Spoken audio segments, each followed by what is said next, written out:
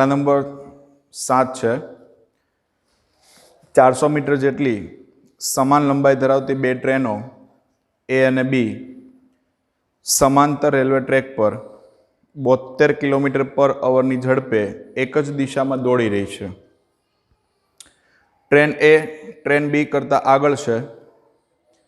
Train બીનો driver train એ એને overtake કરવાનું વિચારે છે અને પોતાની ટ્રેનને 1 મીટર પર સેકન્ડ જેટલી પ્રવેગિત કરે છે. જો 50 સેકન્ડ બાદ ટ્રેન બીનો ગાર્ડ ટ્રેન એના ડ્રાઈવરની આગળ થઈ જાય તો બંને ટ્રેન એની વચ્ચેનું પ્રારંભિક અંતર કેટલું હશે? પરિસ્થિતિ આપણને આપી છે એમની અંદર 400 મીટર લંબાઈ આપી છે. ટ્રેનની લંબાઈ 400 મીટર છે.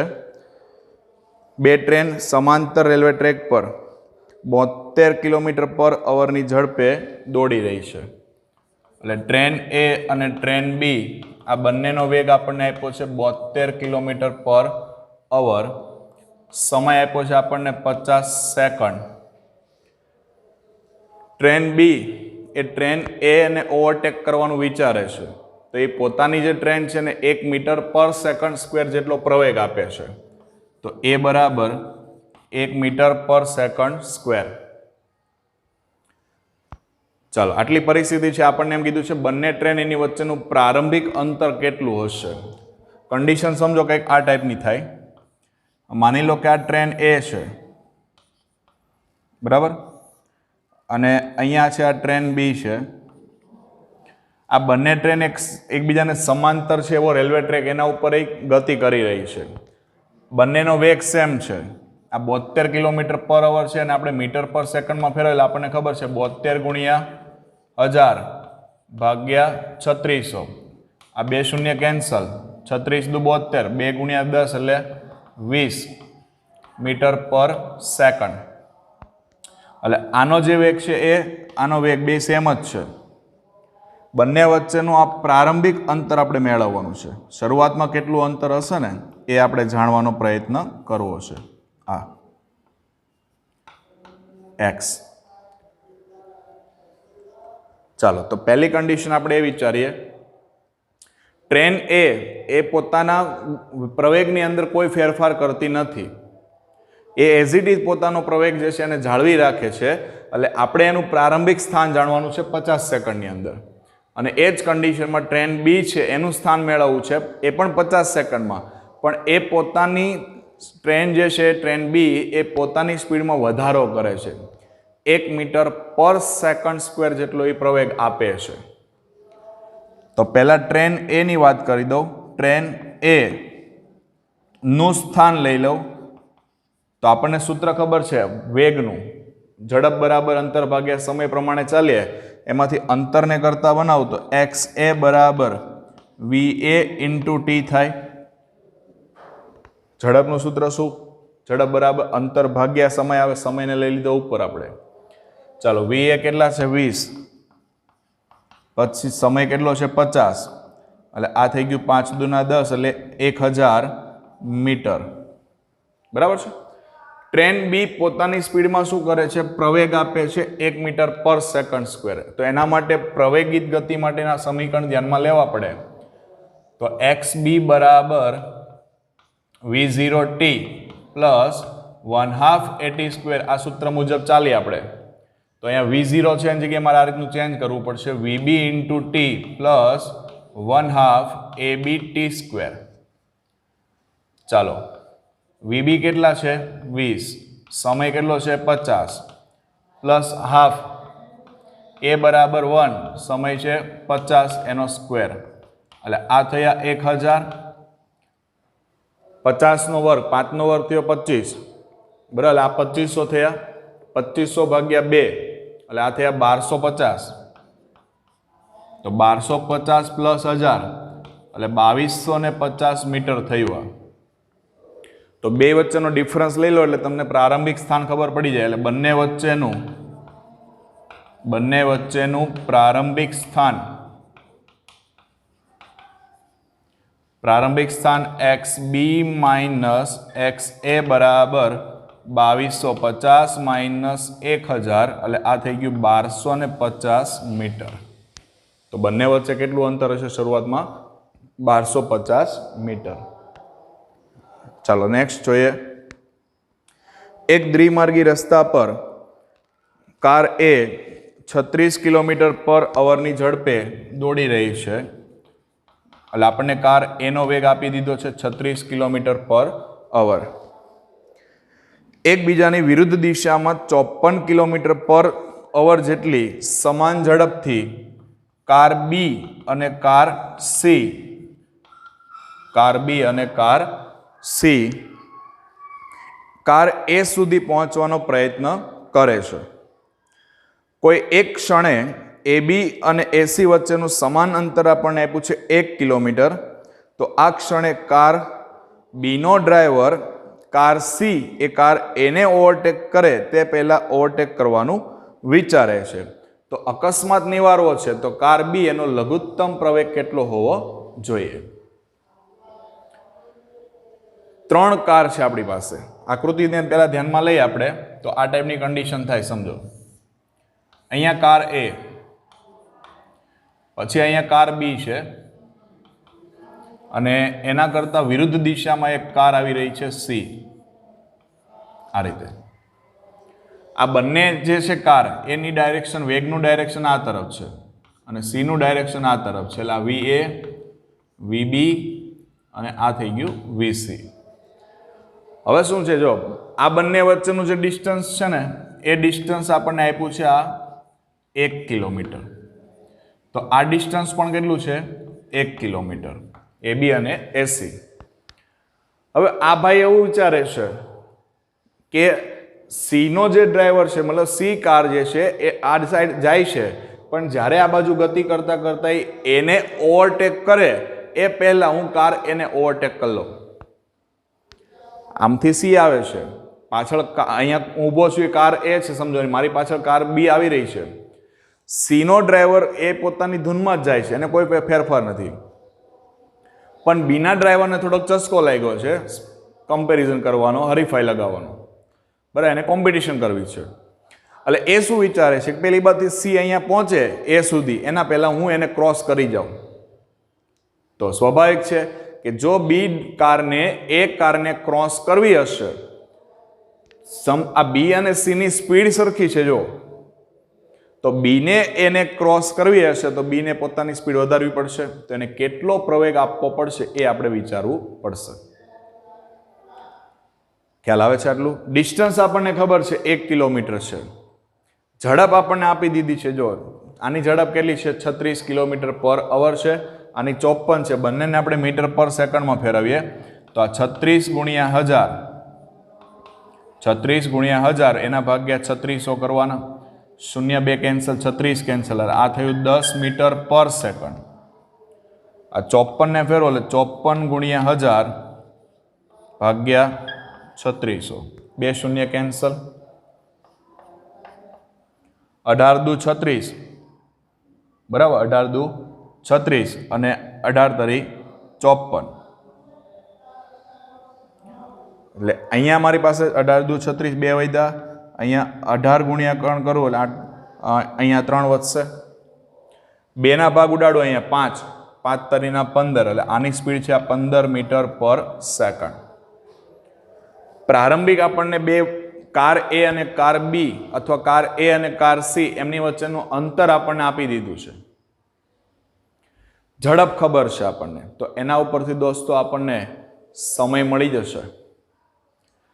આને પોતાની ગતિને પ્રવેગિત કરાવવાની છે, બરાબર છે. આને પોતાની ગતિને શું કરાવવું છે? પ્રવેગિત કરાવવું છે. પણ આને અંદર કોઈ ચેન્જીસ છે નહીં. એટલે અહીંયા ડિસ્ટન્સ કેટલું છે? તો કે આ ડિસ્ટન્સ છે 1 કિલોમીટર. 1 કિલોમીટર મતલબ કેટલું થઈ ગયું? 1000 મીટર થઈ ગયું. અને અંતર આપણને ખબર છે, એટલે એ કન્ડિશન પ્રમાણે આપણે લઈ લઈએ એ અને સી. એસી વચ્ચેનું અંતર કેટલું? તો કે એસી વચ્ચેનું અંતર છે 1000 મીટર. તો VC કાર એ જે છે, કાર એ એની સ્પીડ કેટલી છે? 10 ની છે. કાર સી ની સ્પીડ કેટલી છે? 15ની છે.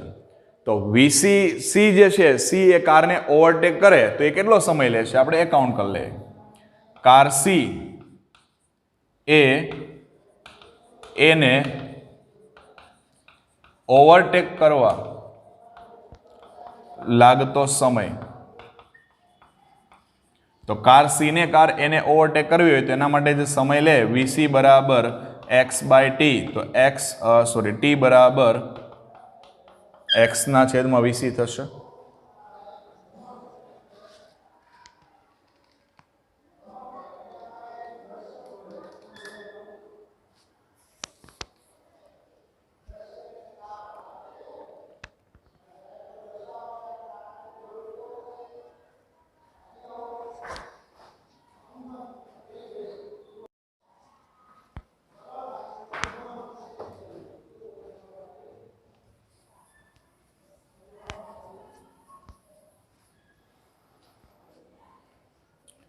ચાલો, હવે અહીંયા તમે જોઈ શકો છો વચ્ચે કોણ છે? કાર એ છે. આજુબાજુ બી અને સી છે. તો બંને માટે કોમન કોણ છે? એ છે. તો એની સાપેક્ષે બી નો વેગ અને એની સાપેક્ષે આપણે સી નો વેગ નક્કી કરી દે. તો એની સાપેક્ષે બી નો વેગ એટલે એને શું લખી શકીએ આપણે? વીબીએ બરાબર વીબી માઇનસ વીએ થાય. વીબીએ બરાબર વીબી માઇનસ વીએ. ચલો, આ કેટલું થઈ જશે? વીબી કેટલા છે? 15 માઇનસ 10 બરાબર આ થઈ ગયો કેટલા? 5 મીટર પર સેકન્ડ. ક્લિયર છે? ચલો, હવે એની સાપેક્ષે સી નો વેગ વીસીએ બરાબર વીસી માઇનસ વીએ. વીસી બરાબર પણ કેટલા થશે? 15 થશે, પણ -15 લઈ લઉં છું. માઇનસ શા માટે? એની દિશા કરતા કેવી છે? વિરુદ્ધ છે. એટલે આ થઈ ગયા કેટલા? -25 મીટર પર સેકન્ડ. હવે માઇનસ તો આપણને દિશા બતાવશે ને. માઇનસ શું બતાવશે? દિશા. આપણે તો વેગ કેટલો ગણવાનો છે? 25. તો હવે વિચારો કે આ 1 કિલોમીટર જેટલું અંતર કાપવા એને કેટલો સમય લાગ્યો હશે એ વિચાર લઈએ. તો કાર સી ને 1 કિલોમીટર અંતર કાપવા લાગતો સમય એ લઈ લો વીસીએ બરાબર x/t. તો t બરાબર x/VCA. x કેટલા છે? 1 કિલોમીટર એટલે 1000 એના ભાગ્યા 25 એટલે આ થશે કેટલા? 40. બરાબર, કેટલી સેકન્ડ લાગે? 40 સેકન્ડ લાગે દોસ્તો. ચાલો, એ 40 સેકન્ડ થઈ ગઈ. હવે આ 40 સેકન્ડની અંદર કાર બી છે, કાર બી એ કેટલો પ્રવેગ ઉત્પન્ન કરશે એ આપણે વિચારવાનું છે. તો આ 40 સેકન્ડમાં કાર બી દ્વારા ઉત્પન્ન કરાતો પ્રવેગ, સૂત્ર આપણે પ્રવેગ લેવો છે એટલે અચળ પ્રવેગી ગતિના સમીકરણ વાપરવા પડશે આપણે. XBA બરાબર VBA t પ્લસ 1/2 AT². આ સૂત્ર મુજબ ચાલે. આ ડિસ્ટન્સ તો 1000 જ રહેવાનું છે. VBA કેટલા છે? 5 ગુણ્યા 40 પ્લસ 1/2 એ બરાબર મેળવવાનું છે 40 નો સ્ક્વેર. 5 ચોક 20 એટલે થયા 200 એટલે 1000 માંથી 200 જશે એટલે 800 બરાબર 40 નો વર્ગ 1600 ભાગ્યા 2 એટલે 800 એ. તો એ બરાબર કેટલા આવશે? 1 મીટર પર સેકન્ડ સ્ક્વેર જેટલો એને પ્રવેગ ઉત્પન્ન કરવો પડે. જો આટલો પ્રવેગ ઉત્પન્ન કરશે તો કાર સી ઓવરટેક કરે એના પહેલા કાર બી એને ઓવરટેક કરી લેશે. ક્લિયર થાય છે? ચાલો નેક્સ્ટ છે. બે શહેર એ અને બી નિયમિત બસ સેવા દ્વારા એકબીજા સાથે જોડાયેલા છે.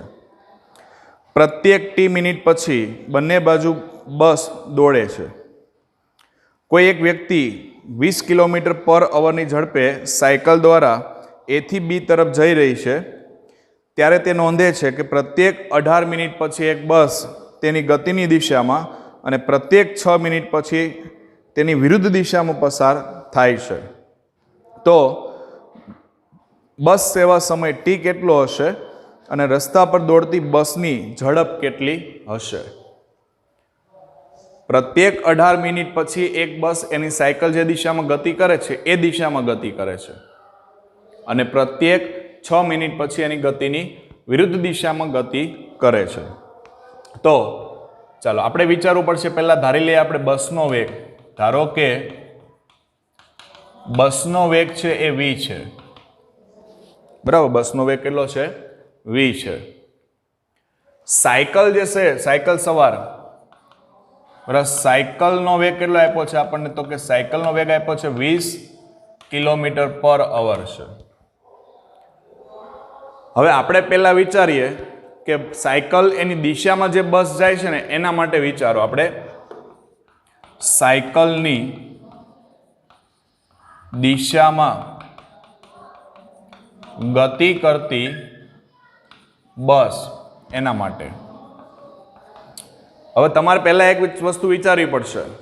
સાયકલની સાપેક્ષે બસનો વેગ, સાયકલની સાપેક્ષે બસનો વેગ પહેલા એ લઈ લઉં.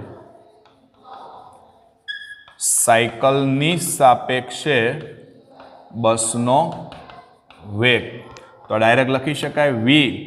બસનો સાયકલની સાપેક્ષે એટલે સાયકલનો વેગ ક્યાં આવશે? પાછળ આવશે. તો vbc, માન લો આ રીતના બતાવો. બસનો વેગ ગણો છે vbc. vbc મતલબ શું? b ફોર બસ લે, c ફોર સાયકલ લે. બરાબર, તો vb માઇનસ vc થાય. vb એટલે કેટલા છે? બસનો વેગ છે v અને સાયકલનો કેટલો છે? -20.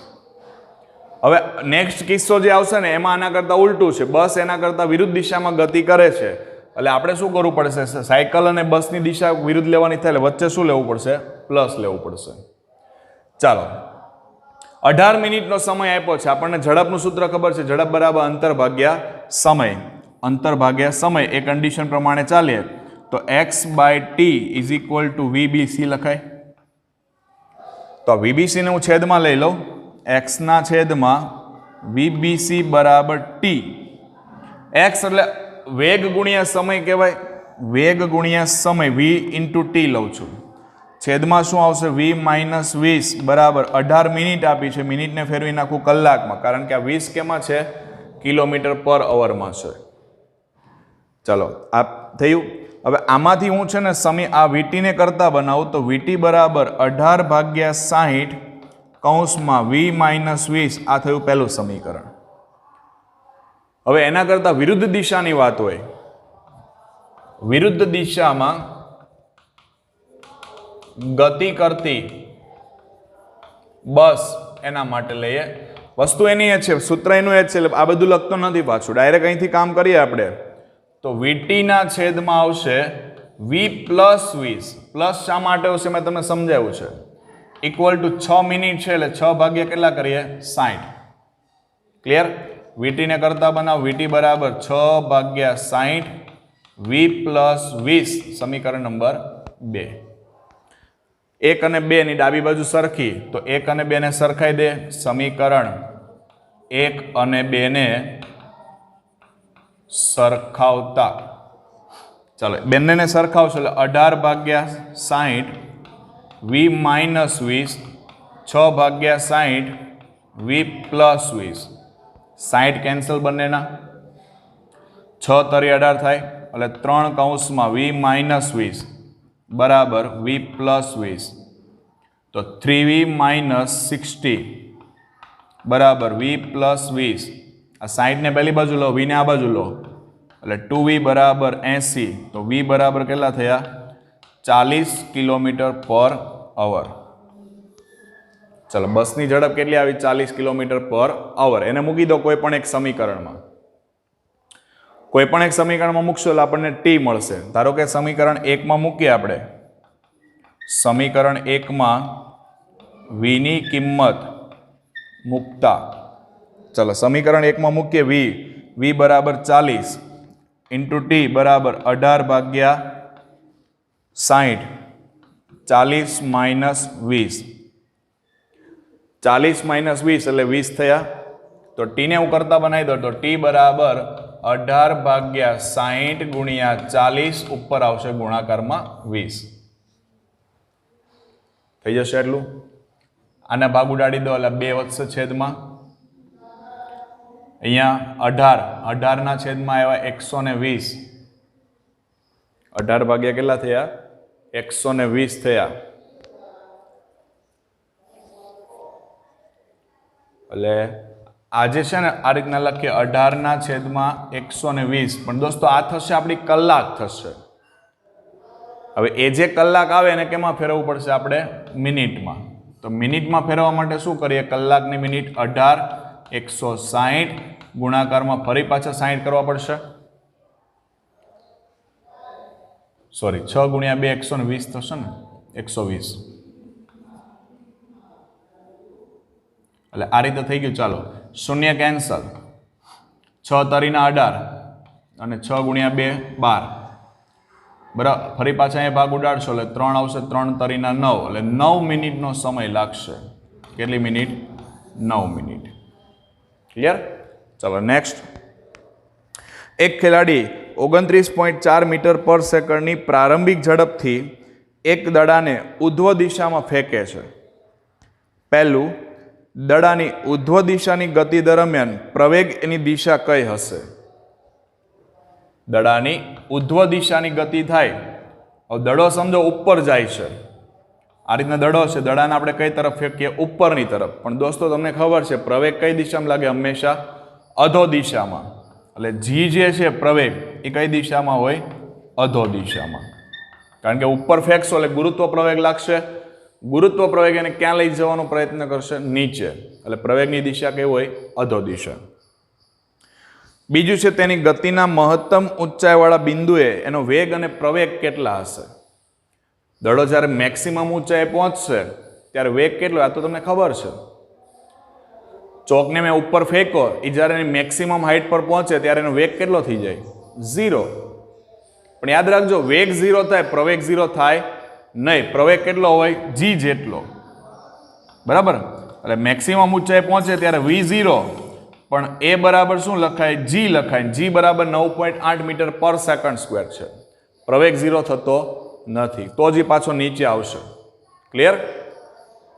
દડાની મહત્તમ ઊંચાઈવાળા બિંદુએ સ્થાન x બરાબર 0, t બરાબર 0 સેકન્ડ તથા શિરોલંબ નીચે તરફની જે દિશા છે એને x અક્ષની ધન દિશા તરીકે પસંદ કરો. આ પસંદગીના સંદર્ભે દડાની ઉધ્વ દિશાની ગતિ અને અધો દિશાની ગતિ માટે સ્થાન, વેગ અને પ્રવેગ એના ચિહ્ન જણાવો. ચલો આપણને એમ કીધું છે મેક્સિમમ ઊંચાઈવાળો જો પોઈન્ટ છે ને ત્યાં x બરાબર 0 લઈ લો. હવે નીચે તરફની જે દિશા આવે ને એને ધન લેવાની છે તમારે. નીચે તરફની જે દિશા છે એને કેવી ગણવાની છે? ધન ગણવાની છે.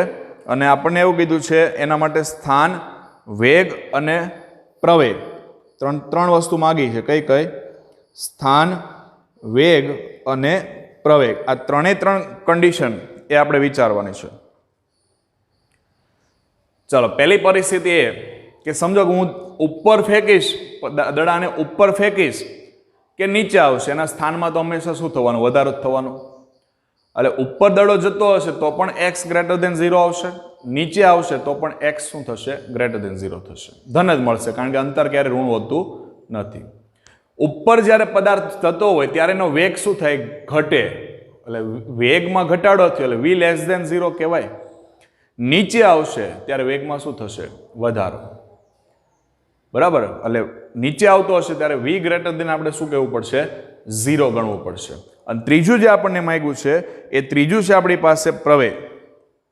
હવે દોસ્તો પ્રવેગ તો ઉપર જશે કે નીચે જશે એની અંદર કોઈ ફરક પડતો નથી. આપણે ઉપર ફેંકતા હતા બરાબર, તો ગુરુત્વાકર્ષણ કરતા આપણે વિરુદ્ધ લેતા હતા. ઉપરની દિશા આવે એ ધન x અક્ષ કહેવાય. બરાબર, સોરી ધન y અક્ષ ગણાય. એટલે પ્રવેગ આપણો ધન છે. નીચે અત્યારે આપણને ધારણા કરવાની કીધી છે. ઓલરેડી ગુરુત્વાકર્ષણની દિશામાં જાય એટલે પ્રવેગ તો ધન જ રહેવાનો છે. એટલે કન્ડિશન તમારી કઈ થશે? આ રીતે થશે. જો ઉધ્વ દિશા માટે તમે જશો અને અધો દિશા બે રીતે આપણે ફેંકવાના છીએ. ઉધ્વ દિશા માટે હોય કે અધો દિશા, સ્થાન તો હંમેશા કેવું આવશે? ધન જ આવવાનું, ગ્રેટર ધેન 0 લખાય. ઉપર દડો જશે, વેગમાં ઘટાડો થાય. નીચે આવશે, વેગમાં શું થશે? વધારો થશે, એટલે v ગ્રેટર ધેન 0. અને બંને કન્ડિશનની અંદર પ્રવેગ કેવો આવશે? ધન જ આવશે, એ ઋણ થવાનો નથી. ક્લિયર છે? ચાલો ચોથું છે, દડો કેટલી મહત્તમ ઊંચાઈએ પહોંચશે અને કેટલા સમય બાદ ખેલાડીના હાથમાં પાછો ફરશે? આપણને પ્રારંભિક વેગ આપેલો છે શરૂઆતમાં, v0 બરાબર 29.4 મીટર પર સેકન્ડ. આ પ્રારંભિક વેગ આપેલો છે. કેટલી એને મેક્સિમમ હાઇટ પ્રાપ્ત કરશે એ આપણે વિચારવાનું છે. પ્રવેગ આપણને આપ્યો છે 9.8. તો આપણી પાસે આ સૂત્ર છે v² - v0² બરાબર 2gh લઈ લો. ચલો, દડો મેક્સિમમ હાઇટ પર પહોંચે તો અંતિમ વેગ કેટલો? 0 માઇનસ 29.4 એનો સ્ક્વેર 2g બરાબર લઈ લે 9.8 ઇન્ટુ h. આપો સાદું રૂપ એમનું.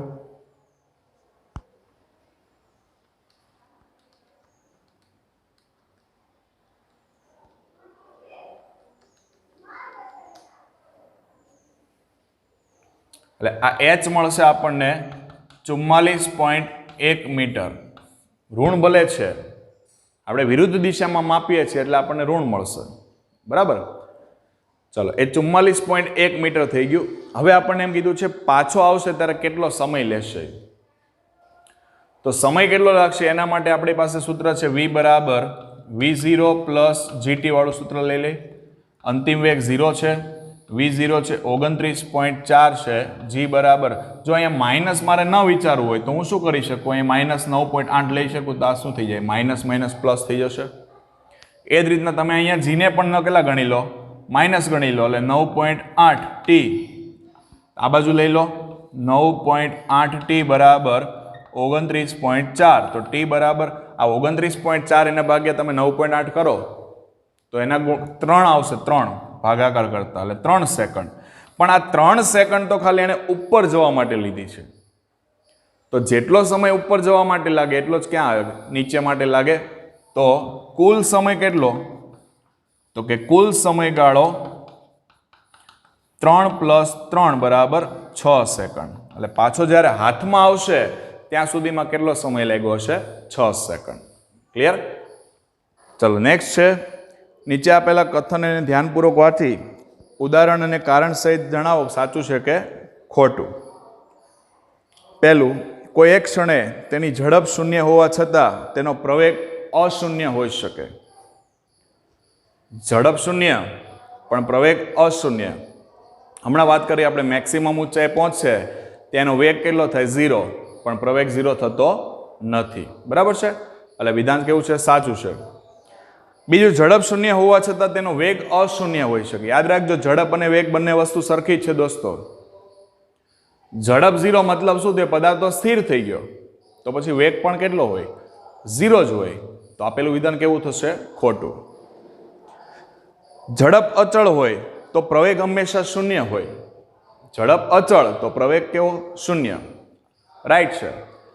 અચળ ઝડપથી ગતિ કરતો પદાર્થ હોય એના વેગમાં કોઈ ફેરફાર થાય નહીં. વેગમાં ફેરફાર ન થાય એટલે પ્રવેગ કેટલો મળે? 0 મળે. એટલે આપેલું વિધાન સાચું છે. પ્રવેગ એનું ધન મૂલ્ય માટે ગતિ વધતી હોય તો એવું જરૂરી નથી પ્રવેગ ધન હોય એનો મતલબ ગતિ વધતી જ હોય.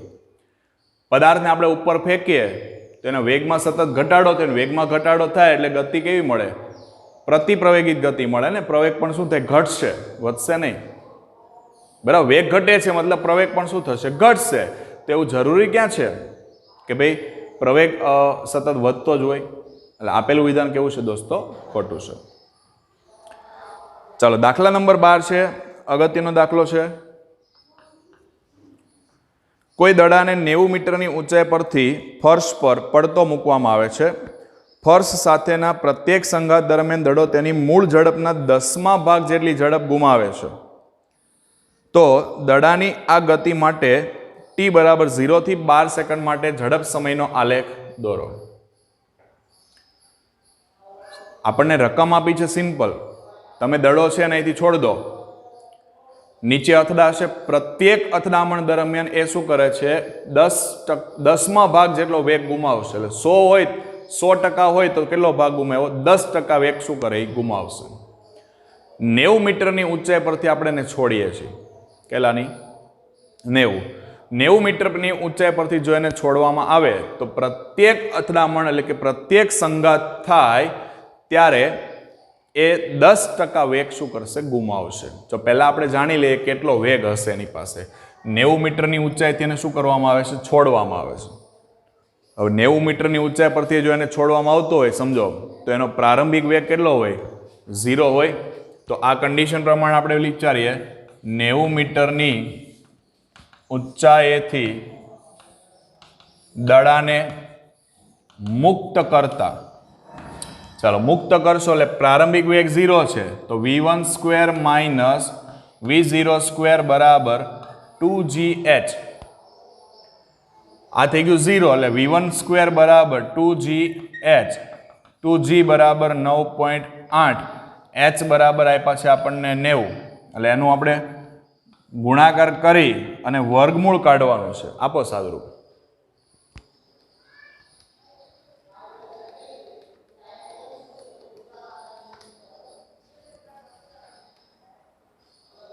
તો આ થયું તમારું 42 મીટર પર સેકન્ડ.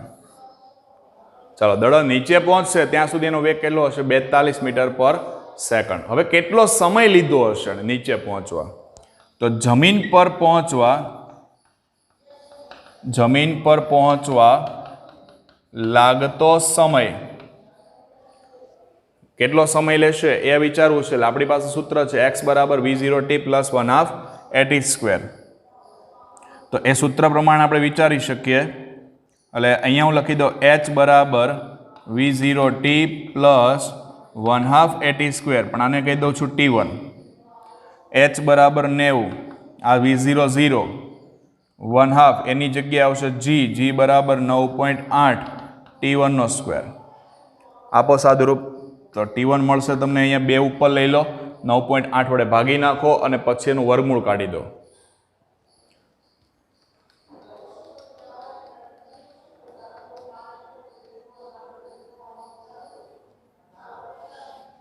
એટલે આ થયું તમારું 4.28 સેકન્ડ જેટલો એને સમય લીધો દોસ્તો. કેટલો? 4.28.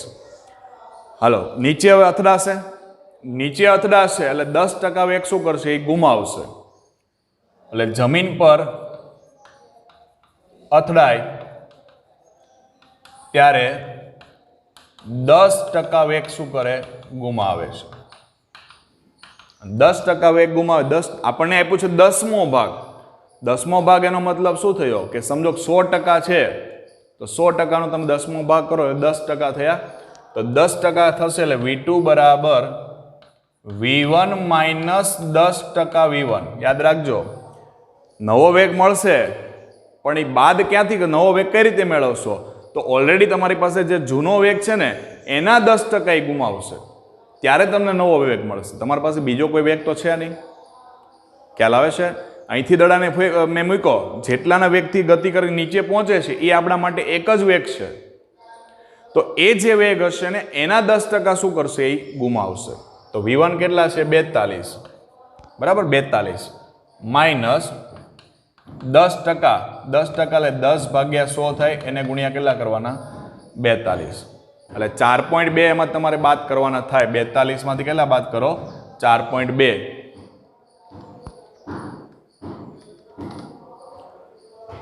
એટલે આ થયું તમારું 37.8 મીટર પર સેકન્ડ. v2 બરાબર કેટલા? 37.8 મીટર પર સેકન્ડ થયું. ક્લિયર? ચાલો હવે શું થશે કે ભાઈ અથડાઈને પાછો ઉપર આવશે. અથડાઈને શું થાય?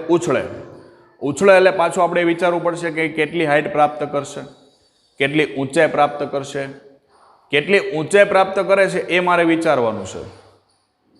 તો એના માટે આપણી પાસે v2 નો વેગ છે. કન્ડિશન આ ટાઈપની છે, દડો અહીંથી તમે છોડ્યો એટલે અહીંયા અથડાઈને હવે પાછો ઉપર જાય છે. તો એ કન્ડિશન દરમિયાન એનો આપણે બે વેગ એની પરિસ્થિતિ પ્રમાણે આપણે વિચારવું પડશે. બે વેગની પરિસ્થિતિ પ્રમાણે આપણે વિચારણા કરીએ તો અહીંયા પણ આપણને પ્રારંભિક વેગ છે જે એ શરૂઆતની કન્ડિશન માટે સૂક્ષ્મ સમય માટે આપણે 0 જ ગણવાના છે એટલે v2² બરાબર 2gh2 થાય. v2 આપણને ખબર છે કેટલા છે 37.8 છે એનો સ્ક્વેર કરીએ g બરાબર 9.8 ઊંચાઈ લઈએ h2 અથવા h1 લખી શકો. કેટલી ઊંચાઈ પ્રાપ્ત કરશે આમનું સાદુરૂપ આપો.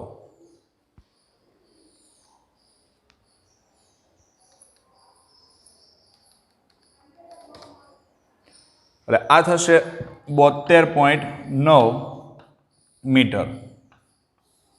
ક્લિયર? ચાલો દડો ઉપર જાય છે પાછો ક્યાં આવશે નીચે. અથડાઈને ઉપર જો પાછો નીચે આવે સ્થાનાંતર કેટલું થાય 0 થાય. લખી શકાય દડો અથડાય ફરી પાછો નીચે આવે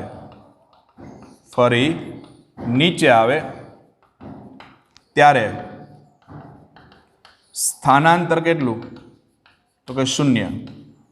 સ્થાનાંતર 0 છે તો કન્ડિશન v3² માઇનસ v2² બરાબર 2gh. h બરાબર કેટલા 0. આ 0 એટલે v3² બરાબર શું લખાય v2² લખાય. મતલબ શું થયો કે ભાઈ v3 = v2. બંનેના વેગ કેવા છે સમાન છે અને v2 કેટલા આવ્યા છે 37.8 મીટર પર સેકન્ડ. ક્લિયર છે? ચાલો સ્થાનાંતર 0 છે એ કન્ડિશનને ધ્યાનમાં લઈ અને આપણે કેટલો સમય લાગશે પાછો એ જાણી લઈએ. તો ફરી જમીન પર પહોંચવા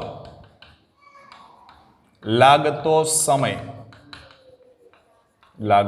સમય x બરાબર v2 t2 plus 1/2 g t2². સ્થાનાંતર દોસ્તો 0 છે. તમે અહીંયા v2 લખો કે v3 લખો બે સેમ જ છે. કેટલા છે 37.8 t2 આપણને મેળવવાના છે પ્લસ 1/2 નીચે આવે છે એટલે માઇનસ લઈશું 9.8 t2². આ માઇનસ વાળા પદને લઈ લો આ બાજુ એટલે 1/2 9.8 t2² બરાબર 37.8 t2 કેન્સલ. તો t2 બરાબર 2 ગુણ્યા 37.8 એને ભાગ્યા 9.8 કરી દો. આપો સાદુરૂપ.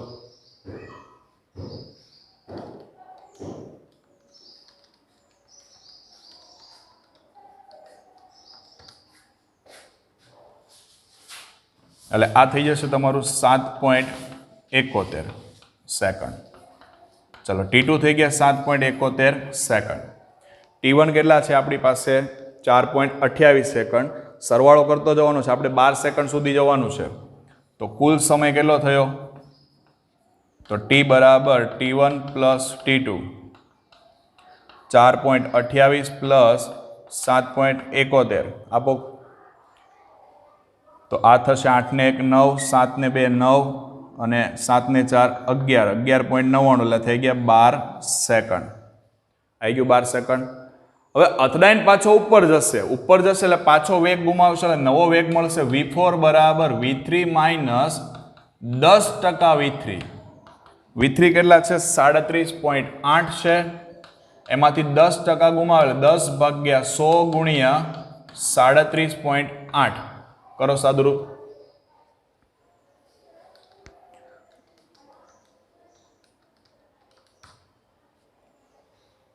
એટલે આ થશે 34.08 મીટર પર સેકન્ડ. ચાલો v4 મળી ગયું છે. v1 v2 v3 તમારી પાસે ઘણા બધા વેગ છે.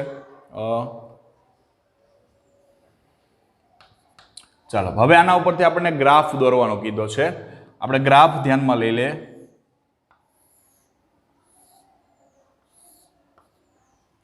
અહીંયા વેગ લેવાનો છે અહીંયા સમય લેવાનો છે.